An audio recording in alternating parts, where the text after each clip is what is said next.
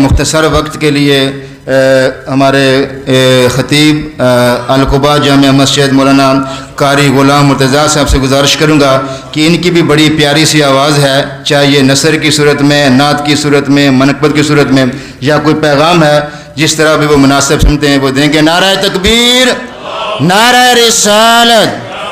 یہ جو محفل ہے یہ اس گھرانے کی محفل ہے کہ جس کا نام علی شیر خدا ہے، امام حسین، فاطمہ زہرا، ان ہستیوں کی یہ محفل ہے۔ تو ذرا بھرپور انداز میں جس خوبصورت اور شجاعت و بہادری کے ساتھ امام حسین نے اسلام کی خاطر اپنے بچوں کو اپنی جان کا نذرانہ پیش کیا، اس سے بڑھ کر ذرا جوش اور جذبے کے ساتھ خوبصورت بھرپور آواز میں نعرہ لگانا ہے۔ نعرہ تکبیر، نعرہ رسالت، نعرہ حیدری، شہدائے کرب و بلا۔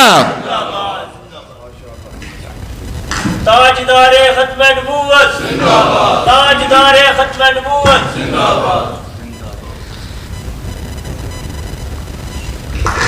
نحمدہ ونصلی ونسلم علی رسولہ الکریم، اما بعد فاعوذ باللہ من الشیطان الرجیم، بسم اللہ الرحمن الرحیم۔ ان اللہ وملائکتہ یصلون علی النبی یا ایہا الذین آمنوا صلوا علیہ وسلموا تسلیما۔ اللہم صلی علی سیدنا و مولانا محمد وعلی آل سیدنا و اصحاب سیدنا و مولانا محمد وبارک وسلم صلی علیہ۔ میری نہایت واجب الاحترام سامعین و ناظرین، السلام علیکم ورحمۃ اللہ وبرکاتہ۔ بالخصوص علماء ذی وقار قرہ حضرات، ان احباب کی موجودگی میں اور بالخصوص جو ہمارے مہمان خصوصی ہیں ان کی موجودگی میں آپ کا وقت لینا یہ کوئی مناسب نہیں ہے، تو حکم کی تعمیل کرتے ہوئے آپ کے سامنے حاضر ہوا ہوں۔ صرف 2 شعر نعت کے اور ایک مختصر سا پیغام دے کر آپ سے اجازت چاہوں گا۔ آقا علیہ الصلوۃ والسلام کی بارگاہ اقدس میں ہدیہ عقیدت پیش کریں۔ صلی اللہ علیہ یا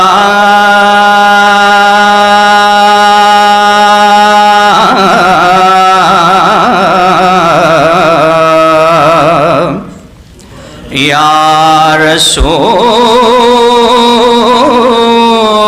اللہ وسلم علیہ یا حبیب اللہ۔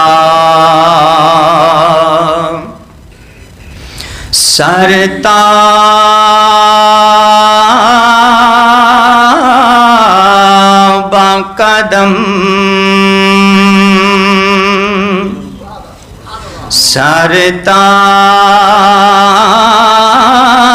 سرتاب قدم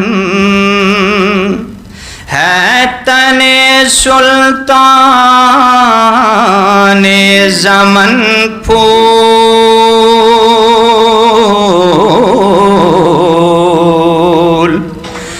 لب پھول دہن پھول، زکن پھول بدن پھول،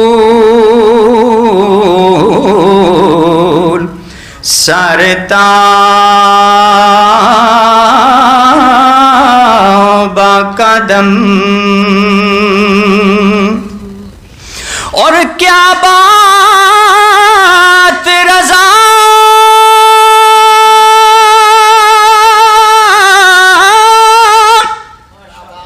اس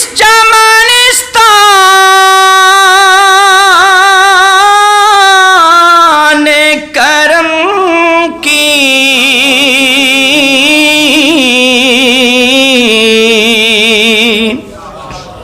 اور کیا بات رضا اس چمنستان کرم کی،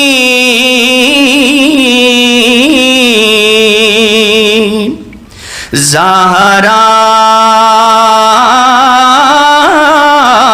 ہے کلی جس میں زہرا ہے کلی جس میں حسین اور حسن پھول سرتابہ قدم. اللہ رب العالمین کی حمد و ستائش بارگاہ رسالت مآب میں ہدیہ عقیدت پیش کرنے کے بعد سامعین و ناظرین، واقعہ کربلا، شہادت امام عالی مقام ہم علماء سے سنتے آ رہے ہیں اور سن بھی رہے ہیں.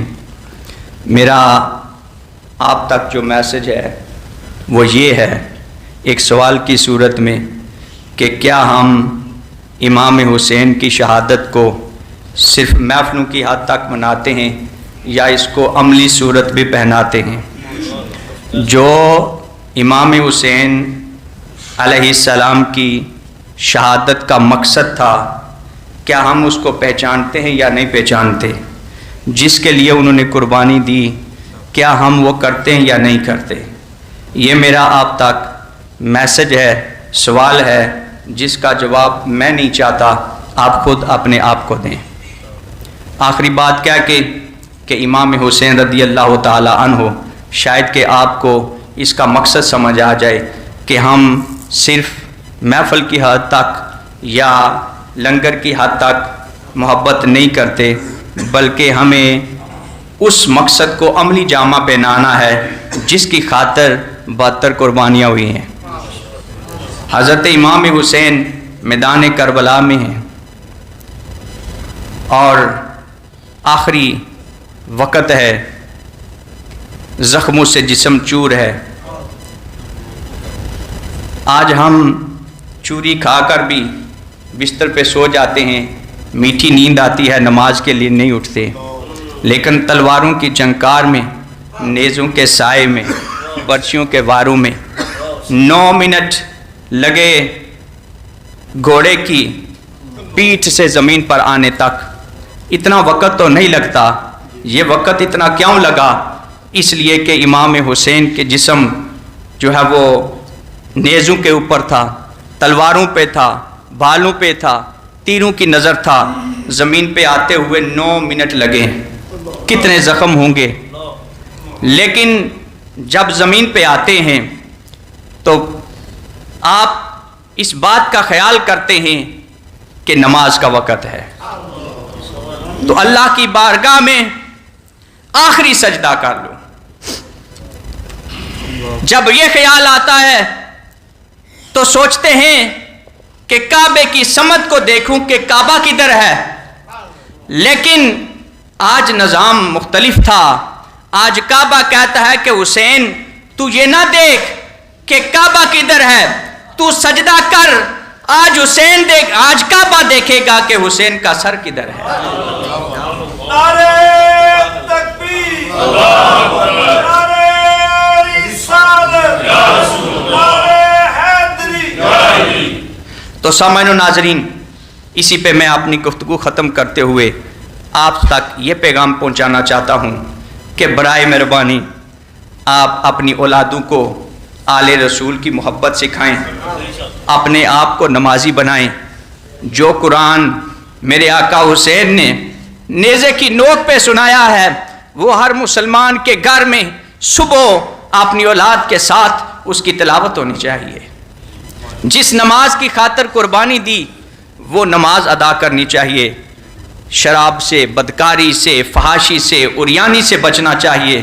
لیکن آج ہم صرف لنگر کی خاطر تو محفل کرتے ہیں، لیکن باقی سارے تماشوں میں ہم اپنے خاندان کو لے کے جاتے ہیں. پردہ داری کے لیے امام حسین نے قربانی دی، لیکن ہمارے اندر پردہ داری نہیں ہے. شرم کے لیے قربانی دی، وہ ہمارے اندر نہیں ہے. اس لیے احساس کریں، دین کو ترجیح دیں. اللہ تعالی ہم سب کو نیک اعمال کی توفیق عطا فرمائے.